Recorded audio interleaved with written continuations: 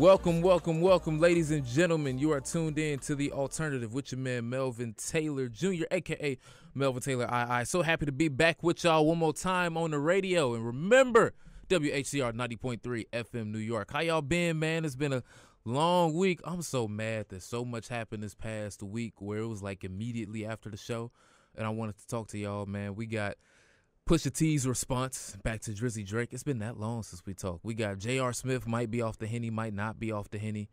We got Tracy Morgan out here wilding with the whole Tiffany Haddish situation. We got Jay Prince stepping in on the Pusha T Drake beef. We got a lot that we're going to talk about today. But before we get into any of that, man, got a special guest on the program, man. His name is DMac, and that was a song that you just heard from him right there. D. How you doing, brother? What's goody, man? How you feeling? I'm doing great, man. Doing great. Glad to have you on the show, brother. Nice, man. Glad to be here. So tell us about that last record, that we just played right now. Well, this last record is out right now. It's a dance hall pop type of vibe. It's in a bunch of clubs. We got a bunch of DJs supporting it. We got Michi in Connecticut supporting it heavy too. And we just moving, man. We just working, constantly working. Now, was this something that you just kind of heard the song, or you heard the instrumental to it and you was like, I know where I want to take it, or were you already in that vibe of, I want to make a dance hall type track, and then it started to take form? Tell us the whole process. Well, the whole process, truth be honest, for this song, the whole process was we was actually writing it for another artist. Yeah, so okay. When Ricky Belford had sent me the beat, I was like, okay, I'm not gonna name the artist, but he was like, okay, yeah, this song sounds like it could be for them. So I wrote it, finished it up, and after that, we was playing it in the studio because we was about to send it off to them, and Mike was like, yo, what you doing? This is a hit. Shout out to Mike then. Are you guys kidding me? So we kept it back and we released it 2 weeks later. Yeah. And what's the reception been from the record so far? Yo, it's been amazing, yo. This is probably it. I know the numbers don't really seem that much right now, but this is probably the biggest record that we have so far. As far as the response, just from males, females, everybody just hitting me, telling me. Somebody texted me yesterday, actually. They was like, yo, I played the song 30 times back to back. I'm like, word. 30 times? you sure you didn't mean 3? 30? For real? So that's dope, man. Oh, that's what's up, man. You got to have that confidence when you put out a record like that. And that record is great. I feel like it's going to be something that we're going to hear a lot going into the summertime. It's a nice feel-good record, something that make people want to dance to it. Is that what you thought when y'all first had put it together? You was like, okay, I think this one can kind of go. Oh, yeah, of course. The first idea is to have the music be timeless. So, if it's played a bunch of times, it don't matter if it's played 2 years from now. It's still going to be fire. Right. Yeah, so we try to keep that vibe. Yeah, you got a good point, because what's the name? Ellie Ma, I hope I'm saying her name correct. Ellie Mae, the girl who made the song Boo'd Up. Ma, yeah, that record came out, last year? Sometime it and did, now, right? Yeah, and I now figured it's that just because now I figured I heard gas. it. I swear I heard it before too. That's crazy because I stumbled across it on YouTube and I saw the video. I was like, yo, this is dope. But I feel like I heard this before. But that makes sense. Man, that's what's up, man. Shout out to you for doing that. So tell me, what initially got you before we even get to that? Tell us where you from, bro. I'm from the BX, of course. You from the Bronx. Okay. BX all day. All right. So tell me, when you were growing up, was music something that you were always into, or was it kind of like you just stumbled your way into it? Give us the 411 on that. I never really liked music when I was younger. I never cared for it as much as I do now. I would say it was until I heard Snoop Dogg's first album. Well, not his first album. The first album I received was Rhythm and Gangsta. Okay. I won it at a contest. I was with my grandma or something. I won it somehow. Wait, you was with grandma? Yeah, I was with grandma. That's wild. And it was I think it was either a baby shower or something, and they had CDs. They had CDs in a bag, and it was like, yo, you won, pick. I forgot what contest it was, but it was like, yo, pick this, and I picked up Snoop Dogg, picked up Ludacris, Red Light District, and I forgot another artist, Lloyd.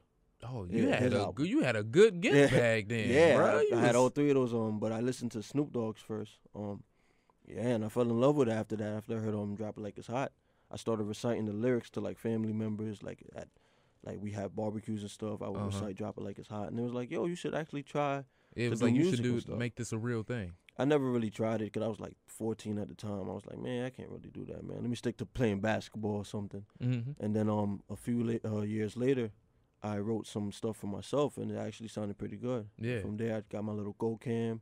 and started shooting videos in my backyard and making it happen. Bet. So you said you was playing basketball a little bit, so I'm assuming you were A1 hooper then. You good, you nice on the court. Yeah, I was nice on the court. Probably still nice. I was about to say, I was like, don't do that to yourself. You still, LeBron need help right now. So you might be able to go fill in and help him out with that. So did you have anybody in your family that kind of like produced that really helped you get that push, or was it more you just explored it, and as you explored it, then you started coming across people who helped you along the path? My mom supported me from the jump, from the first thing I dropped. Even when I was doing the little Snoop Dogg, reciting Snoop Dogg lyrics and stuff, she was supporting it. Yeah. So was Mom a big Snoop Dogg fan, or was she just like, my son? It's funny, right? Because she actually bought me and my little brother some chains, and we had the Snoop Dogg album on it was like a dog tag or something. It was fire, man. I wish I still had it. Y'all was okay. Mom was deep in it. She was like, "No, y'all gonna know." Yeah, word. That's what's up. So yeah, she supported it a lot, and from there, I want to say it was it's my hype man. That's now my hype man now. We was in high school, and he was like, "Yo, your style is kind of like Fabulous." This is when I was on like Bar Heavy at the time. Yeah. He's like, "Your style's like Fabulous. You should try to make some songs like that." And I'm like, Fabulous. I was like, who that? I didn't, because I never really cared about music that much. So I heard songs from Fabulous, but I never knew who Fabulous was. And I checked it out. I was like, yo, this guy's dope. And Drake and all that at that time. And from there, that's when I got the support I needed. Man, that's awesome. So when you made that, what was the first song that you made then, if you can remember? You was like, I 100% did this myself type thing. The first real song I made, I think it was with my uncle. It was called That I'm Dreaming. I don't remember no lyrics from it, but I think it was whack at the time. Like now that I'm thinking about it now, like it's okay. I was gonna say it's okay. You've gotten better over the years, so it's all good. Yeah, I mean that's all about the progression. But right. Yeah, that was the first song, and I think that was 2012. But I didn't take it serious until 2015 with my first music video, with Big Ol' Booty. Yeah. Yeah. Okay. So when you first made Big Ol' Booty, what was the reception to that made you say, you know what, this is the one, I need to keep going with this? It's funny, right? Because I do everything strategically. So me making music before that, I probably had like a bunch of videos with like my Go Cam in my backyard. Yeah. I went to Times Square and shot videos, but I knew that if I took like a year break off of music and then come back with a bang, everybody would be like, yo, what's going on? How you got so nice? What's happening? There's people that was telling me I had writers right after I came out with that song too. Word. Yeah, because that was the first, when I dropped that song, it went viral within a month. It was viral on Facebook. Like they had some guy made a meme called Stretching Out Her Neck Like an Ostrich. So it was like a 15-second clip with me in the video, Kevin Hart, and then dang, what was that Nick Young meme where he was looking? Oh, when he's looking with the face. Yeah. So they had that, and it had like 8 million views on Facebook. Lit. I was like, and this is in like 4 or 5 days. I'm like, he's like, hold on, what in the world? Everybody making fun of this my lyrics, and I'm like, yo, that's my favorite line. Like, why y'all making fun of it? But I didn't know that it was actually helping me. Yeah, it was getting you all that exposure. Yeah, man. So wow. Yeah, that was really dope. The only thing I wish had happened was I wish my name was tagged in that meme. Yeah. So it didn't really. It's cool though. I hope in all the videos that you do now, you got something in there so that way people can recognize. Oh yeah, of course. And people still recognize me still to this day from that. Somebody hit me on the train. It was like a few months back. They was like, "Yo, you that guy stretching her neck like an ostrich?" I was like, "Yeah, I got new music now. Though, so you could go check that out." He was like, "Right, I got some new fire for you, bro. It's all good." So, before I want to jump back into something that you said earlier, but first, what was Mom's reception like when you was like, "Hey, Mom, like this got like 8 million views. Like people was hearing it. Like yeah, they making quote unquote fun of it right now, but nonetheless, my music is translating to people." What did she say? She was the one that told me about it. What? I didn't even know that happened. She said, "Yo," she was like, because she called me D. She was like, "Yo, D, somebody at my job told me they saw you on Facebook." I was like, "On Facebook? He's like, doing what?"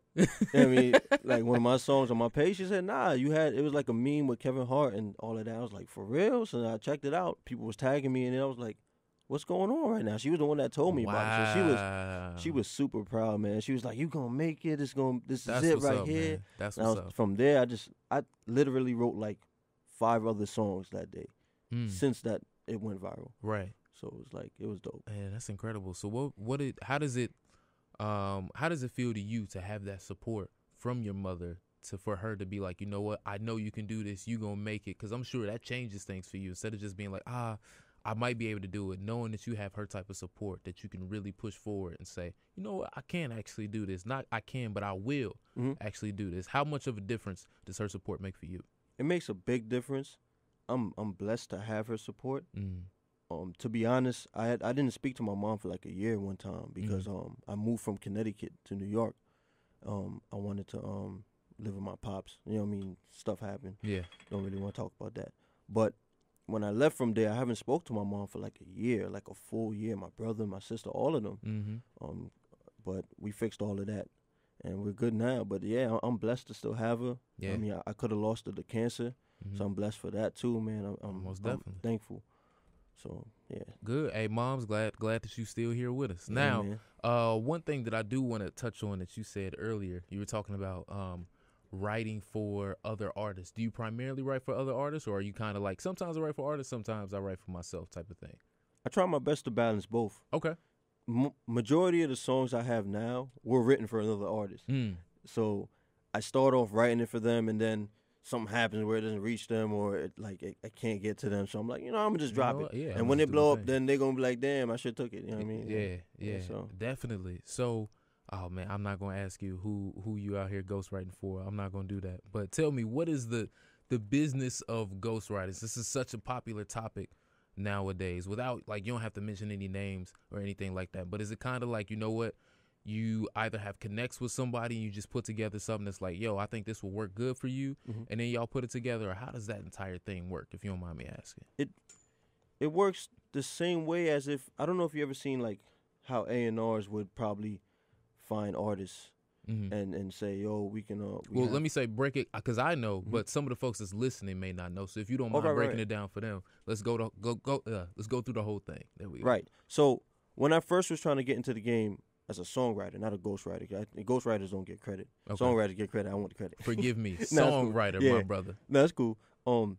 So when I first was trying to get into that songwriting game, I went to a Power Summit in 2014. I went to a Power Summit. It had a bunch of A&Rs, everybody there, and it was like, yo, we're looking for artists to write for A, B, and C under the label, whether it be Atlantic, Epic, all of them. And I'm like, for real? Like, this is what they do? And these are artists that I never thought would get songs from somebody else and sing it. But it makes sense now that we see it more. It's more in the forefront now. So that process happens where you make a song, you either send it to an A&R or somebody else that is close to that artist somehow. Okay. Like the 5 degrees of separation. Somebody that knows that artist. You send it to them. It could possibly make it to them. Uh-huh. And if it does, you get the placement. It helps you get other placements and just further that whole situation right there. I get you. So it's kind of like once you get one record in with somebody and it kind of pops, then it's like other people are kind of looking for you in the business. Just like Neil. You seen him, he was waiting outside of Capitol Records. And they was like, he was trying to send a song to a lot of people, and they turned it down until it reached Beyonce, I think, right? That was the first. That was his first one. Yeah, I think so. Or no, Mario. I think it was Mario. Actually, now that you say that, I'm thinking of, you said Beyonce, I'm thinking of Rico Love, because Rico Love was huge. I'm a huge fan of Rico Love and everything that he do. But yep. And he got that "Let Me Love You" to Mario. After that, his phone never stopped ringing. Right. And now Neo is where he is today. Well, man, ladies and gentlemen, we got Captain DMac. He ain't going nowhere on the program, but right now we're going to hop right back into this music here. We got one of my favorites, Saha the Prince, and this record is called No Dope on Sundays. Remember, keep it locked right here on The Alternative with Melvin Taylor. You know what it is, man? It's your boy Saha the Prince, good music partner, and you are now listening to The Alternative. Ladies and gentlemen, what's good? It's your man Melvin Taylor Jr. back one time on the mic. That right there, Captain DMac. The song is called Think About It, and there's also a video for this song out as well. Is that correct? Yes, sir. So tell me just a little bit about the video treatment and how you came up with the concept of the video before we even, or if that just ties into how you came up with the record. Go ahead and do that, but just explain it for us. So the video is directed by Nimi Hendrix. He's from Jersey. He directs all my videos. The past 4 videos I had. Mm-hmm. What I do is, I hit up Nimmy through email every video that we're about to do, and I give him like a basic video treatment, like my initial ideas. I'll hit him up and be like, "Yo, Peace King, how you doing? We got another video here that we want to do. Right. This is my initial ideas. You can add to it, change it up, wherever you want to do, location, let me know the budget and that we need, and then we just knock it out." And we got that vibe where now we're just knocking out videos like this. So it's perfect now. Okay, good. So tell me, when you were putting this song together, what was the vibe of that like? Was it something that you had heard and you was like, I already know what I want to do? Or were you kind of like going through something at the time? You was like, you know what, I kind of want to put this down, because I know some artists do that as well. Tell us that. So this song, the Think About song, it was written for somebody else again. Okay, man. He out here, he out here working, ladies and gentlemen. He out here working. We initially had wrote it for a female to be on the song, to have the whole song. But that didn't work out. And then my boy, iHoney, Chris from iHoney, the clothing line, he told me that, yo, you should probably put out this song by yourself, because it sounds dope. But he heard my reference track to it. He's like, yo, it sounds dope by yourself. And I was like, for real? So I was like, nah, I should actually do like a back and forth type of thing with a female artist. So we was searching through, looking around which female artists we want to use. I remember I met Jawani back in like a year ago or something like that at a Power 105.1 event. And I reached out to her like back in, August, November. I reached out to her and I was like, yo, I would love for you to be on the song. I already fully written everything out for you. I got everything for you. Everything's done. Here's the cadence. Yeah. Here's how you supposed to, you know what I mean? Everything's done. Yeah. She heard it. She was like, yo, send me the lyrics. Sent it to her. Within like 30 minutes, she was like, yo, I'm down to do this. You want to do it on Friday? I said, Friday? You know what I mean? This is right. This is somebody that has like 30,000 followers. I'm like, dang, like, you ready to work immediately. Already, like, you're not even fronting or nothing. Because, you know, some people, you hit them up, they be like, yeah, you got to talk to my manager. Yeah. Or talk to this, talk to that. I'm like, man. But she was ready to work. She's like, yo, let's knock it out Friday. Awesome, man. And we got in the studio. She actually showed up. And we knocked it out that same day. Man, that's crazy. Man. And we held it. We was like, yo, we already knew this was going to be fire. So we held it for like 2 months to figure out. Mike came up with the idea to have a single release party. And we had this big single release party with Drewski, DJ Sage, Rich Kid, all of them came out. It was really dope. And then from there, a month, we already had shot the video. Nobody even knew that we shot the video already. Yeah. And then we released it a month after that, after the song came out. So that's awesome, man. Yeah. So much planning, ladies and gentlemen, goes into all of this. A lot more than what y'all think goes on. So tell me, D, when you were growing up, and I know you were talking about the little, I'm gonna call it the gift bag that you got with all the music and whatnot. Who were some of the people, aside from the people that were in the gift bag, that you really looked up to? Just like musically, in a sense. Musically, I looked up to The Dream as a songwriter and an artist. Okay, I think we on the same page. Yeah, now. I think hands down since Falsetto, I was like, yo. When I first heard Falsetto too, I was like, there's like 5 different artists on this one song. You're gonna make me find this one Dream record that I love. Now that you just said that, please keep going. It's off the Crown Jewel EP, the one that he was gonna release that he did not release. Yeah, and it's called All I Need Is You. Oh, I don't know. I probably heard it. I probably just didn't. More like when I play it, you're gonna be like, okay, I know what you're talking about. But please, you said The Dream. Yeah, when I heard Falsetto, I thought there was like 5 different artists on this one song because he changed his voice so many times. Right. So then when I saw the video, I'm like, this is one guy singing this song. Did more research, found out that he wrote songs for Rihanna, wrote songs for this person, that person. I'm like, yo, this guy is super dope. Jay Holiday with Bad. I was like, for real? Yeah. And I realized that all the songs that I like from other new artists, he wrote it. So it's like, yo, it makes sense, man. The Dream is the GOAT. So I would say, what's your most favorite song that, and it might just end up being Falsetto, that The Dream put together for someone else, or that he featured on that you love the absolute most? Say, for example, my favorite would be, it might have to be Shut It Down with Drake. Yeah, Shut It Down was crazy. Yeah, that was when I first heard that. I was like, oh my God. Slow It Down with Fab was good. Okay. The one that he featured on, it might be Gangsta Love by Snoop Dogg. Gangsta Love was good. Dope. That was real good. Yeah. Something that he written had to be probably Bed by Jay Holiday. And yeah, like Rocking That Thing Is Fire solo from him. Yeah. Everything's just fire from him, man. I don't know. So tell me, who are your top 5 songwriters? Top 5 songwriters. Top 5 songwriters. Since this is the land, I see you as like, okay, I see Dream. We already connected on the Rico Love, Jay Holiday, Neo. I'm like, all right, so you know what you're doing. You know you're doing your research and whatnot. So you deep in it. So tell me, who are these 5 people that you like? You know what? These are the guys that like I look up to for inspiration when I'm putting together something, or even just in general, just to be like, if I can be like one of these guys, then I'm straight. I'm good. Right. I would say The Dream, of course. All right, got to. No particular order. Okay. Neo. Eric Bellinger, a dope songwriter. Eric Bellinger, super so dope. good. This super gonna be dope. your favorite song. Yeah, right, exactly. There's some kid named KR. His name is Who KR. Okay. Probably never heard of him. I haven't heard of Who KR. I actually don't even know what songs he's written for other artists, but I know the type of artist he is. I already know that he's super dope. What other songwriters would I put into this list? I think that's it for now. Actually. That's it for now? Yeah, that's it for now. Right, so who is your we take those 4 right there. So who are your top 5 like artists in general? Artists in general? Yeah. Drake. Fab. I'm glad you brought up Drake because we definitely gonna talk about that in a second. Snoop Dogg. And you got one more. I want to say Mace. I want to say Mace.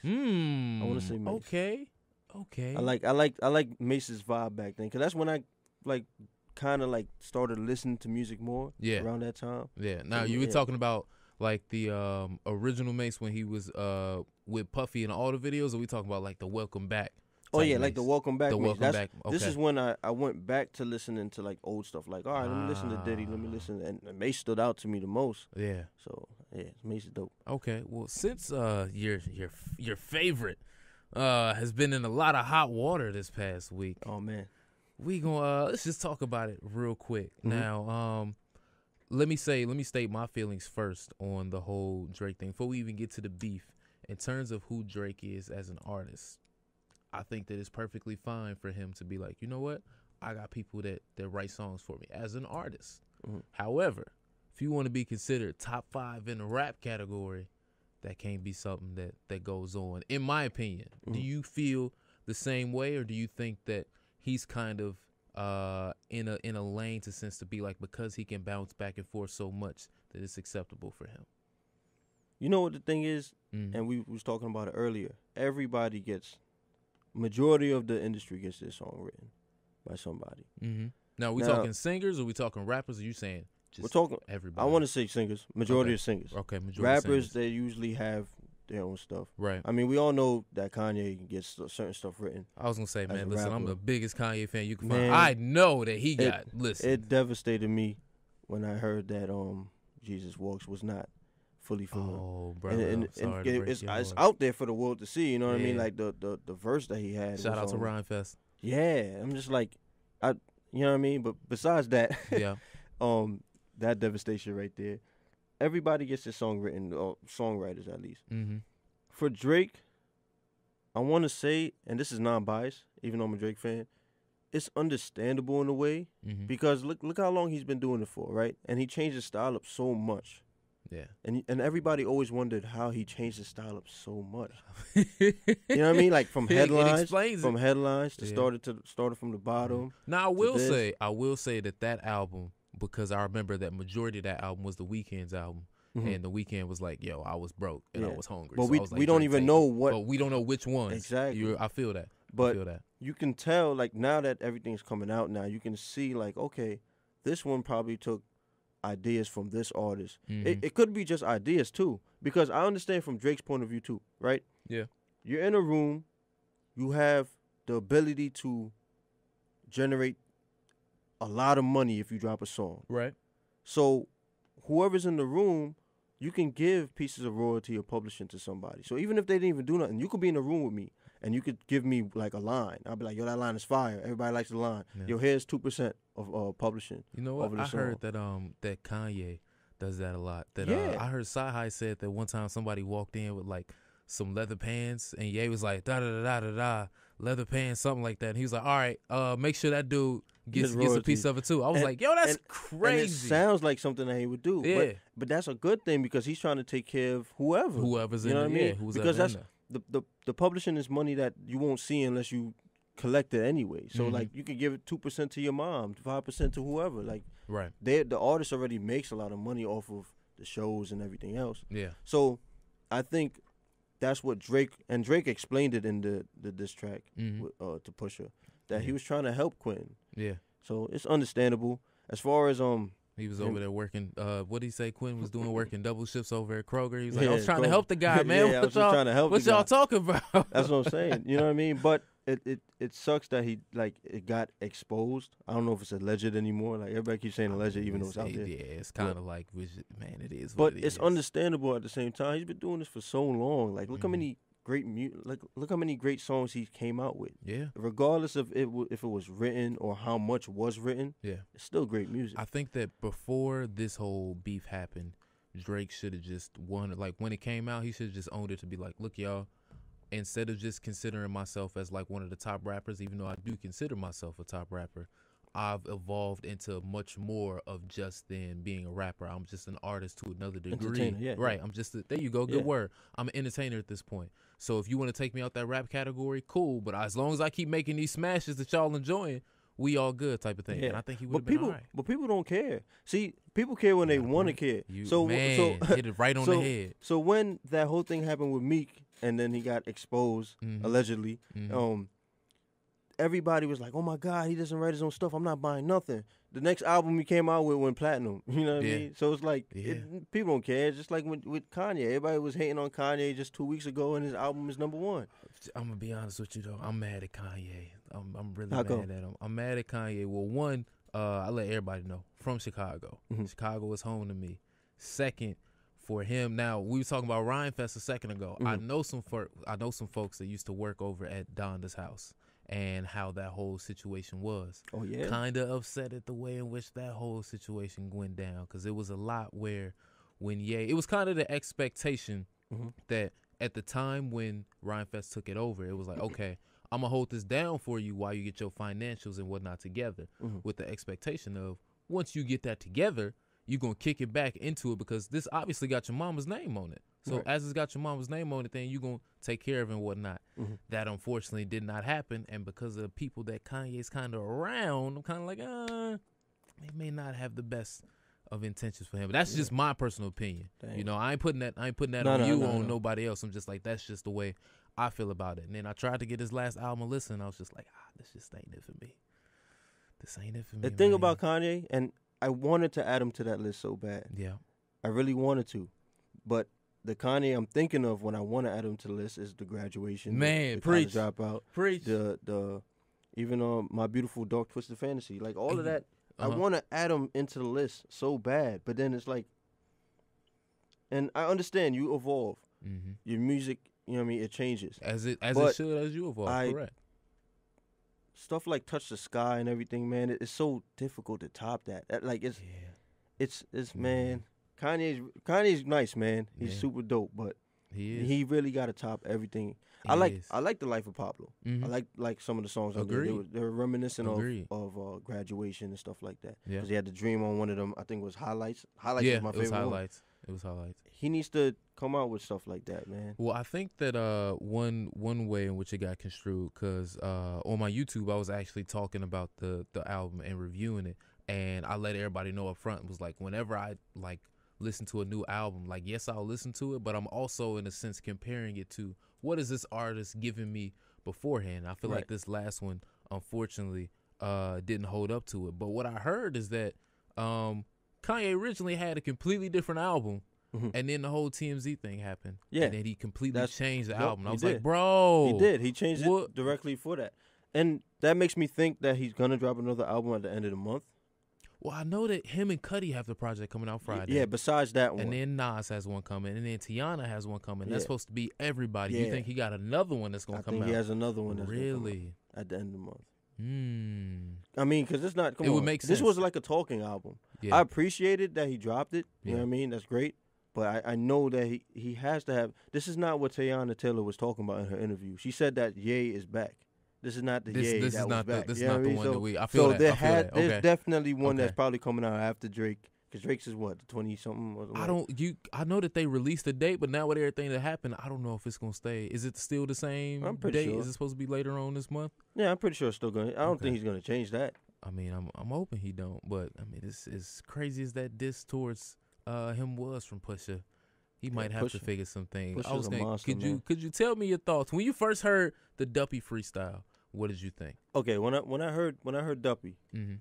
I was like, yo, just the way that because he came on a track that's like similar to like what Pusha T would rap on anyway. So when he came on, I'm like, yo, he's like the audacity. Right. Man. He was like, I was like, okay, so this guy is he wants to smoke.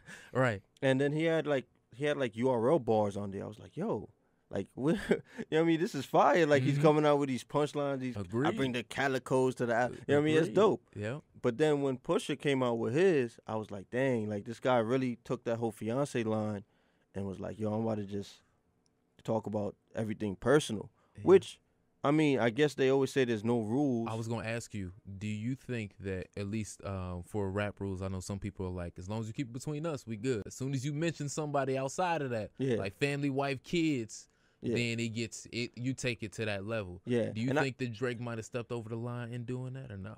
See, it's hard for me to say that he stepped over the line, right? Mm-hmm.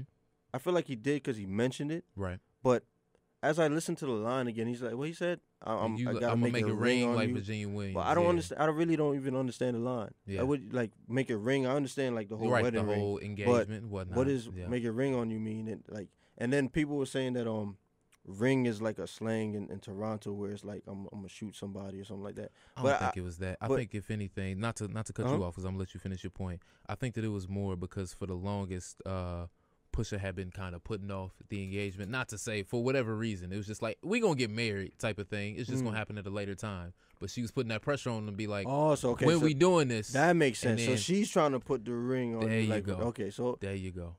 That makes sense. But at the same time, just like. It's kind of stretch for you to even say that in the song. That's one thing. I was like, bro, the song would have been good. You didn't even know who that was. Line. I didn't even know who that was until he mentioned it. Yeah. And then I guess Pusha T used that as his reasoning to want to expose. He was like, man, that's not even a big enough reasoning to say everything that he said. You know what I mean? Like I feel the whole OVO 40 thing, and he didn't say anything wrong.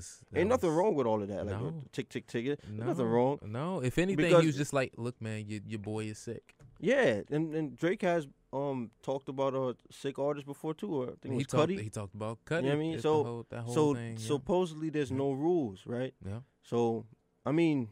I think it's all a sport right now. Like they should just love every moment of it. Both of them got press off of it, so. Man, so what you think about this Cudi Kanye album we gonna get Friday? You excited for it? I haven't listened to Cudi in a while. I think that is gonna be dope. I think that Cudi just always has classics. He may not have like a #1 hit or something like that, like a single #1 single, but every song is always gonna be dope. I feel that. Be dope. Like the vibe of it is just gonna be great. Yeah. So I think it's gonna be a dope album. Okay, bet. Well, ladies and gentlemen, remember you are tuned in to The Alternative with Melvin Taylor II right here on WHCR 90.3 FM New York, the voice of Harlem. D, don't go nowhere. We're gonna talk about some more right after these next few songs. Right now, we got my man Childish Gambino, who I gotta tell y'all, I happen to run into this past weekend. I'm gonna tell y'all that whole story and whatnot right after this next song that we got. It's called Redbone. Don't go anywhere. It's The Alternative. Boy, Drummer Boy, aka D-Boy Fresh, man, and you listening to me right here on The Alternative.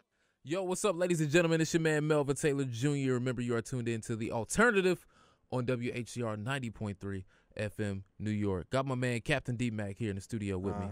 We still out here rocking. Now, before we made our transition into the selection music that we just played, I left y'all with a little bit of a nugget. I got to meet Donald Glover over the weekend. Oh yeah, how was that, brother? When I tell you, like, I don't know what happened to me. Like, my whole body went like, whoa, this is what? America. It was right, basically, it was wild. So I'm gonna give you backstory, give you the whole day. So get to get off work early. I'm like, oh, I'm excited.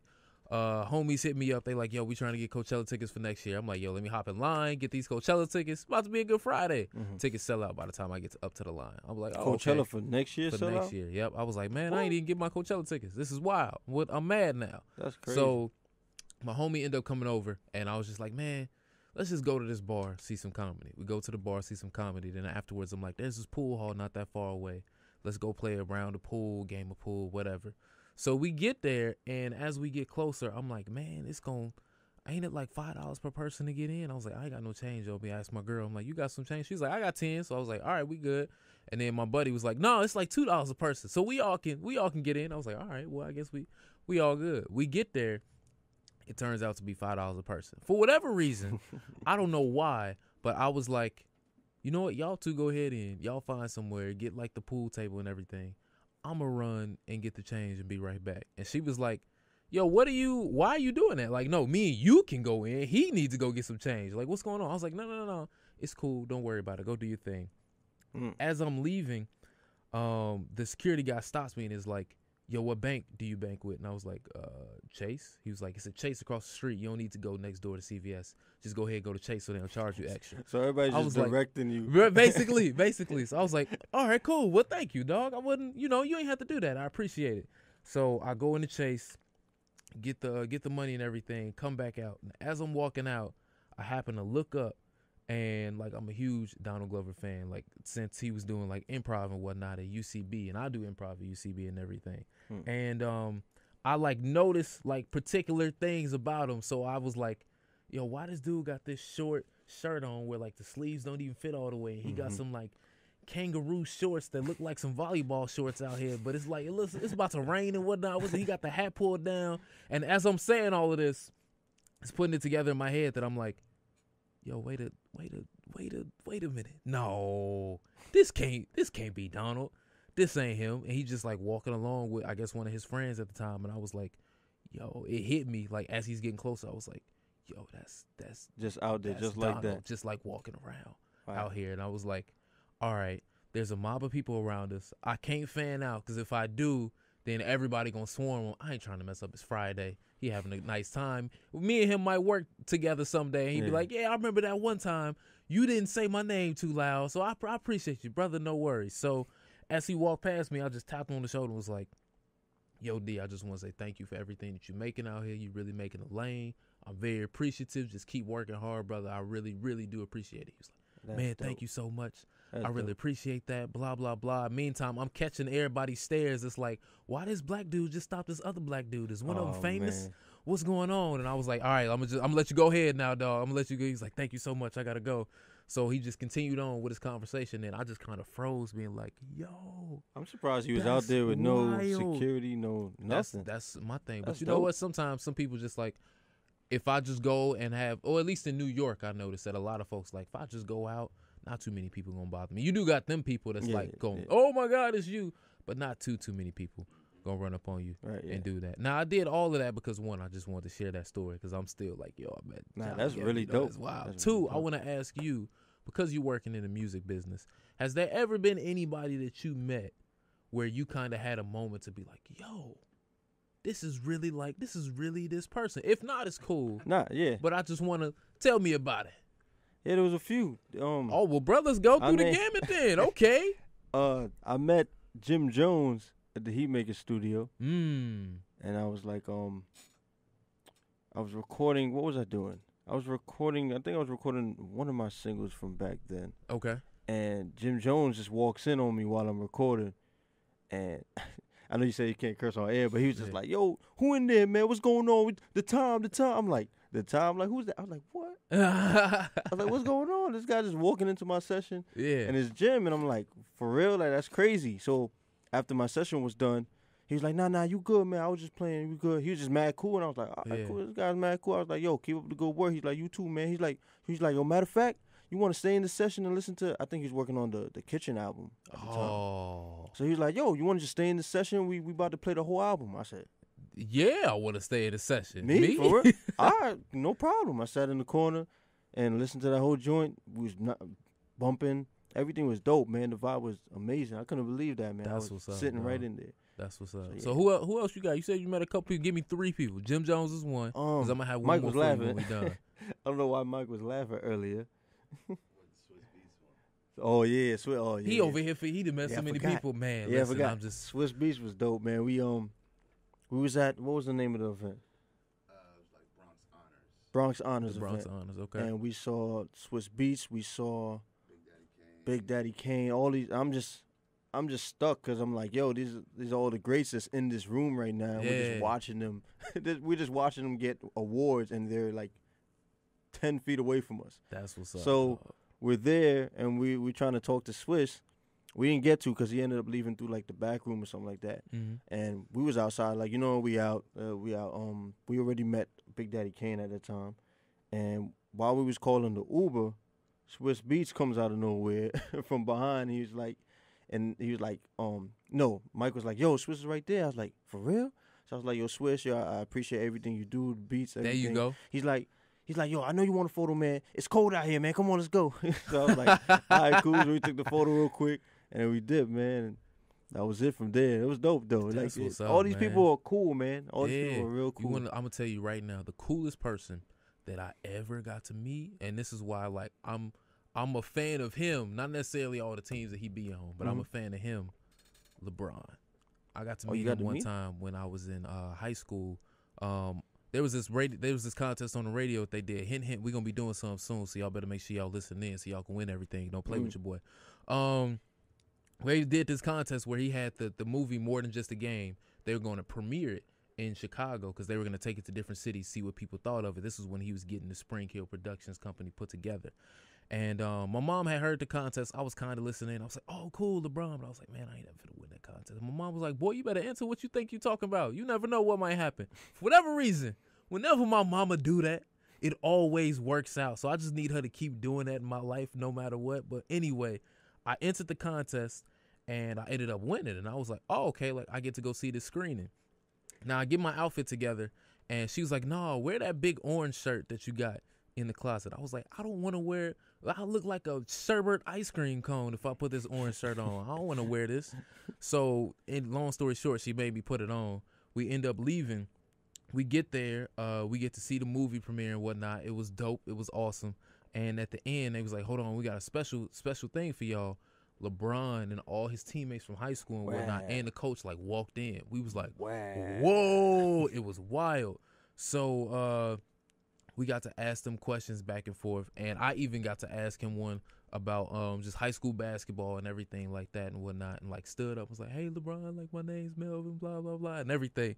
It was cool. I even found the video. Somebody recorded it, and I got the video at home. I was like, yo, I one day I'm gonna be like, hey Bron, I'm glad we putting this TV show together, bro, but let me show you this video from when we met back in the day.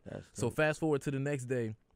Because of the contest, a part of it was Nike allowed me to be their Twitter rep for the day because they was doing some like Skills Academy and whatnot. Ooh. And the guy who was working the Twitter account was like, yo, Mel, if everything goes well, at the end of the day, I'm going to take you back there to see if you can personally meet LeBron. I was like, bro, you should have told me that because now I'm going to be on you all day about it. I don't care if it's a bad day. Word. I'm finna meet LeBron.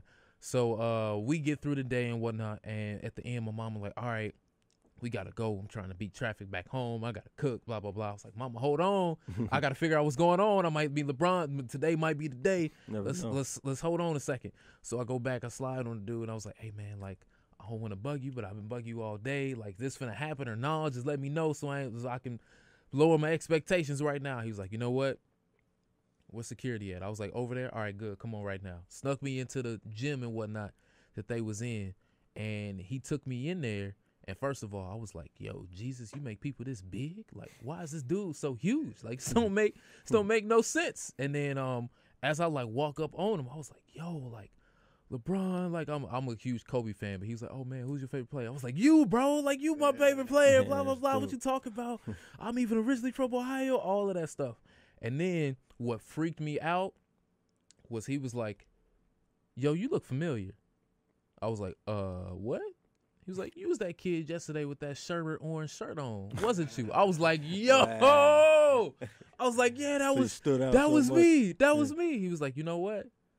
hey, man, get this kid some shoes and some shirts that's in the back. I was like, yo, bro, you lying. You lying. He was like, no, what size shoe you at? Hey, man, I wear like a 10 and a half, 11. I'll take, you got the red, white with the black on the bottom joint. Can I get those? Yeah, let me get those real quick. Coolest dude in the world. So nowadays, people be bashing him or whatnot. I'm like, hey, bro, don't speak ill in front of LeBron in front of me, bro. Don't do it. Don't do it. One of the most amazing people I've ever met in my life. Crazy. Super dope. Crazy, man. But anyway, jumping back into Captain DMac. Now I want to ask you, it's something that I ask a lot of my guests that come on the show. I want you to picture yourself about, let's say, 5-10 years from now, right? Now, you're doing everything that you want to do in the music business, right? What does that entail to you? Are you producing for TV shows? Are you scoring movies? You got albums on? Are you acting in movies? What is Captain DMac doing at that point in time? Just so that we know what to look out for and what to support when it comes out. Right. You said 5 to 10 years from now? Yeah. When you on top of the world at this point, you the dream. I want to see 5 to 10 Grammys. Hey, okay. There we go. Every year, definitely movies. That'd be dope, man. Meeting the dream would be really dope. Meeting the dream. I get the chance to. I only spoke to him one time through Instagram. Okay. And it was like by accident or something. Like I bought like a hat of his, and I guess it was on back order, and I didn't receive it in like a month. And I was like, yo, I didn't get the hat back. And then he ended up hitting me back through Instagram after I emailed him. He's like, yo, don't worry, your hat's coming. I was like, why is he hitting? I was like, okay, cool. Yo, I got some music I want to send you. Like, what's up? You're like, hey, what's good? I didn't get a reply back, but it's cool. I'm gonna meet him one day. But yeah, definitely 5 to 10 Grammys. I want to see more than that, but like I definitely want to see Grammys. It's always been on my background for a minute. I see. Yeah, okay. Yeah. All right. So that's the goal right there. Yeah. Now, if you had to pick, I'm gonna freestyle with you real quick. If say the label comes to you and is like, all right, we putting together this album. We gonna basically DJ Khaled your album. You can have these people on there. Wow. Now you can pick 4 singers, 4 rap artists. You producing the album. Oh, I'm not an artist on there. I mean, you of okay, course no. you gonna DJ Khaled the album. Captain DMac. That's what I'm saying. Am I saying like one Platinum word? Boy music. What up? We doing the whole thing on the album. You can pick 4 singers to be on it, and you can pick 4. I normally say hip hop artists, but you can pick 4 whoever else you want. But I want 4 singers and 4 of these just your wild cards that you're gonna put on the album. 8 people in total. Who you picking? Man, I'm counting right here. That's difficult. I know, brother. Off the top right now. I know, dog. Chris has to be there. Okay. Trigger has to be there. All right. I just want to say one of my favorite songs for Trey Songz probably would have to be from the Anticipation 2 mixtape, Sitting on Top of the World. For whatever reason, that song is crazy to me. But please continue. Dang, man. This is going to be a big album. Got to get Jay. Got to get Jay-Z on there. Kanye got to be there, man. But I'm gonna tell Kanye exactly what he needs to do. Be like, hey, I need you say it like this, Kanye. Yeah. You want me to say it like? No, nah, Kanye, pull it back. We're gonna go back like this. Do it right here. Here we go. Dang. Yeah, man. This is a big album. Yeah. Now you got your four wild cards, your 4 people that you like. We're gonna throw the Dream on there because anything he gets on is always like just melodic and fire. Definitely. I want to get Snoop Dogg in there because that's just you got to be a part of it. From jump. You gotta be a part of it. You gotta do it. We throw Drake in there. Okay. And the last person would be Fab. Just to give some crazy bars. All right. On some songs. All right. Now I'm gonna really throw you for a loop. What's the name of the album? Ooh. Oh, man. Yeah. Yeah. I'm thinking of a lot of DJ Khaled album names right now. Yeah, it would probably be that. Withered Roses and Broken Hearts. Say that for me one more time. Withered Roses and Broken Hearts. And Broken Hearts. And that's the clothing line. That's the clothing line as well. Okay. That I have the merchandise. Word. Yeah. Now tell us about the clothing line then. Let people know so they can go support. So the clothing line came about, and I said this before on something else. There was this girl I liked a lot, and she always used to tell me, like, nah, I don't want to be in a relationship, blah, blah, blah. And I was like, all right, cool, that's no problem. You know what I mean? I was just chill about it. Just, at this time, Big Ol' Booty was going viral and everything. So I was like, man, I'm just focused on music anyway. Yeah. So, and I remember it was the day I hit radio, like 3 days later after she had told me, nah, I don't want to be with nobody, da-da-da.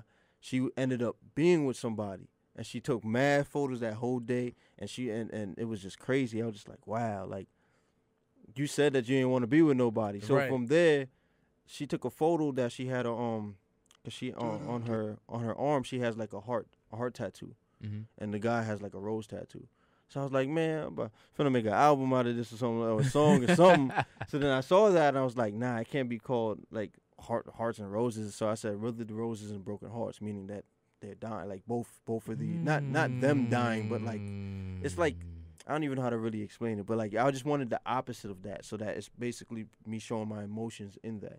So, and that idea was there from like 2016. So I just recently started like coming up with the idea to make actually merchandise for it. Yeah. Okay. So if people want to go and grab this merchandise right now, are they able to do so? Of course. You can find it at witheredrosesandbrokenhearts.com. witheredrosesandbrokenhearts.com. Okay. Now we're going to play a little bit more music before we end up getting up out of here. But first, can you tell us where everybody can find you online, so that way they can all go support and make sure to keep checking out for all the music that you got going on? Yes, sir. Of course. You can find me at Captain DMac. That's Captain DMAC. Captain DMAC. At Captain DMac everywhere. Facebook, Instagram, Twitter, all of that good stuff, man. We here right now. WHCR Radio. Let's get it, man. There we go. Captain DMac. Now we're going to come right back before we get up out of here, but right now we got to hit y'all with a few more songs. Up first, Taste by Tyga and Offset. Don't go anywhere. It's The Alternative.